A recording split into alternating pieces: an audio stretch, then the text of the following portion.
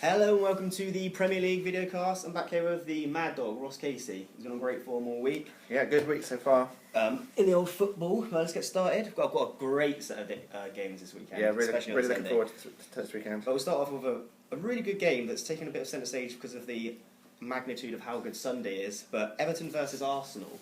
Yeah. What's your verdict here, Ross? Well, I actually think that Everton are going to win this game, Jake. They're actually can't be broken by the bookies. Both sides are best price 7-5, showing that it's going to be a... That's interesting. Yeah, showing that it's bound to be a pretty even game. But Everton are just really good at the moment. They've won 6 of the last 8 matches. And I think Arsenal have been dealt a really harsh hand with the TV scheduling. They've been given the early game on the Saturday, and they've had to play in Barcelona on the Wednesday night. Harsh.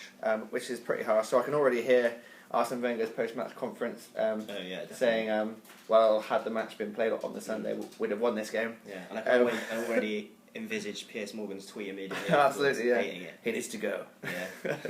Yeah. So I really do think that Arsenal are struggling at the moment. Arsenal have just been in really poor form at the moment.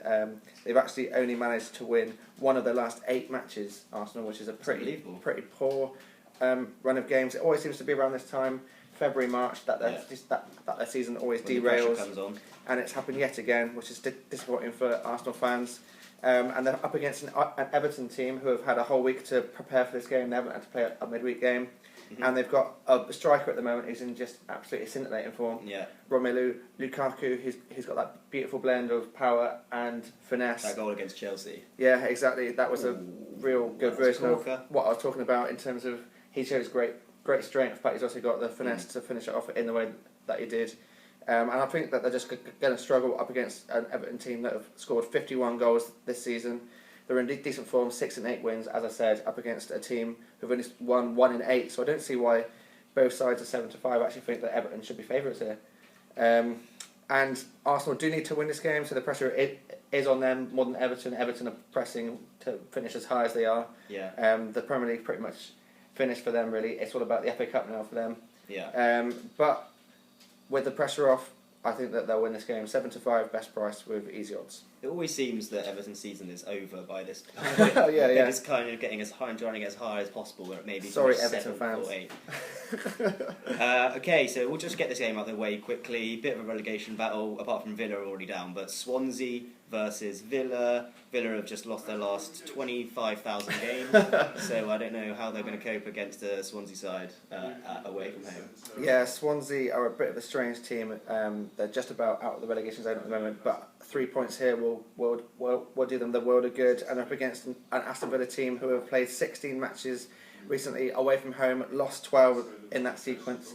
Just terrible. Haven't won any away games since the start of the season, and I can't see them beating a Swansea team who have started to turn their season a little bit around since Guadlin's come in. Yeah. They've been much better. Been much better, including a win up against the out of sorts Arsenal, which was completely out of the blue. Not entirely sure how they managed to do that, but they've won 2 of their last 3 at home, and they're just up against an Aston Villa team that conceded far too many goals. They're 4-6 best price, which isn't too bad to put in an accumulator. Yeah. But I actually think you can get better value in this game by going to the anytime goal scorer market. Gylfi Sigurdsson has been absolutely brilliant recently. He's scored 7 goals in his last 11 games. He was a bit quiet at the start of the season, but he's definitely come to life recently, hasn't he? 7 in 11. Pretty much single-handedly keeping them in the Premier League. Yeah. 7 goals in 11, up against a Villa's team who conceded for fun, specifically away from home. Mm-hmm. I think 2-1 on a player that takes set pieces as well. He takes a beautiful free kick. Yeah. So Sigurdsson does. 2-1 is a decent price there. Really decent. I think you should be shorter than that, I think, to be honest. Especially with that stat, 7 in the last 11 goals. Against Aston Villa as well. Against Aston Villa. Going to at least 4. So you might get one of them. Okay, Sunday. Sunday's good. The first Sunday is good. Sunday is good is an understatement. First derby of the day. Massive derby, one of the biggest in the Prem. Newcastle versus Sunderland. Yeah, absolutely. Can't wait for this. The atmosphere is going to be amazing.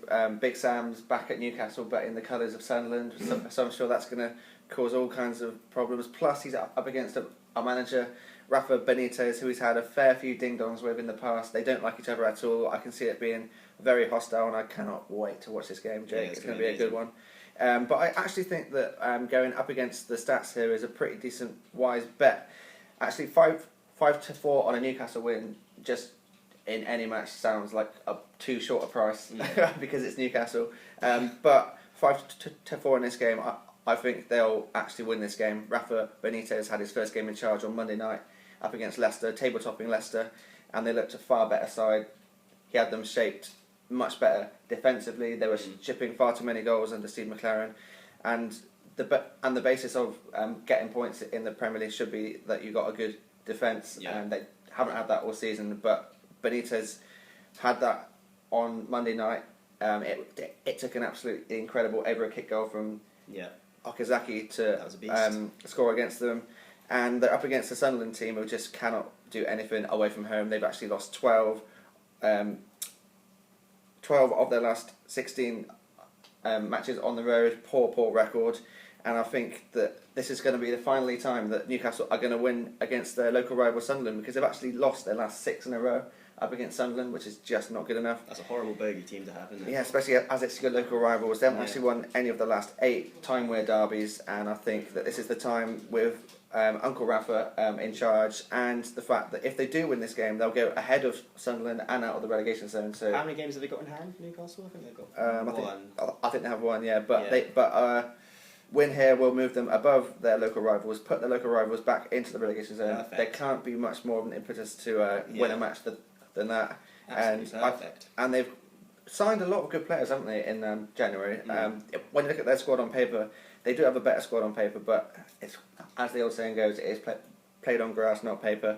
Nice. And at the moment, Newcastle haven't been great, but under Benitez, I think they could be a different beast, and I think 5-4 is a decent bet. They just didn't want to play under McLaren, did they? And well, they just start. They always, when you get a new manager in, they always start playing well for a little bit. Absolutely, yeah. Hopefully they can start. Imagine if they went down. Benitez goes from Real Madrid to Championship football away at Rotherham. Yeah. If they don't go down. Enjoy it. Okay, maybe even a bigger derby. Well, no, I won't say bigger. On equal standing of bigness. Bigness. If you can take that as a word. But we're going for the Manchester derby. Man City versus United. Yeah, massive game. There's all to play for here. Can Van Gaal turn it around? Do you see him being in the big seat next season? No? Mourinho. Yeah, I think Mourinho will be there too. I can't wait. Klopp, Guardiola, Mourinho. It's going to be a great season next season. Yeah, but moving back onto this game. Yeah. The stats say that this is going to be a pretty rubbish game, Jake.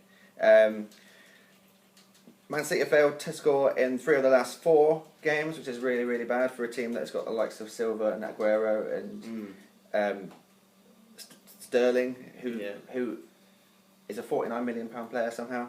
But I do fancy them to beat Man United at home. Man United have not scored in their last 2 away games. The last match when these 2 teams faced off each other at Old Trafford was also a 0-0. Man United have lost 4 of their last 5 away from home, and David De Gea can only do so much. Yeah. He's an absolutely incredible goalkeeper. He's easily the best goalie in the Premier League. Yeah, he's amazing. But he can only do so much. And Man United, whilst they have improved going forward because Rashford's come in and looked a real great player with dynamism, which is something that Man United just don't have at the moment. They're such a plodding team, so boring to watch. Fellaini, Schneiderlin, all these sorts of players that just do the same thing. Rashford's come in and he's been a complete breath of fresh air alongside Martial. I think next season, if Rooney does stay there next season, our front 3 of Rooney in the middle with Martial and Rashford either side of him will be pretty dangerous actually. But he's not here at the moment, of course. Rooney's out injured, and I think that they'll just not have enough to beat a Man City team who need to start picking up wins. They've just had the draw for the Champions League, and they're playing PSG, so they could have one eye on the Champions League here. But I do think that they'll beat their local rivals at a best price of 10 to 11. Well, that's a decent price, I think. United have been awful. What you can guarantee, and I've said this every week for a while, and it's come in most weeks, it will be 0-0 at half time. It will be 0-0 at half time. It just will. What was the game last time they played? And it was nil. I looked at it and it was 0-0 at half time. I was like, why do I never back? Yeah, I think it was the Watford game at home. Yeah. And it was 0-0 at half time. Of course it was. Of course. Actually, no, they're not at home this time, so maybe they look wary. Although Man City have not got their shooting boots either, so maybe backing Man City to win and under 2.5 goals could be a key there. Yeah, definitely. So do you want to run through them again quickly? Absolutely, yeah. So we've gone for Everton to beat Arsenal at best price 7-5. We've gone for Gylfi Sigurdsson to score any time at 2-1. We've gone for Newcastle to beat Sunderland at 5-4, and Man City odds on to beat Man United 10-11 best price using the Easy Odds app. If you want to make all those 4 into your accumulator, make sure you download the Easy Odds app, which is available in the iOS Centre now. Thanks for watching. I've been Ross Casey. I hope that I win at least some of these bets, and thanks for watching. Bye!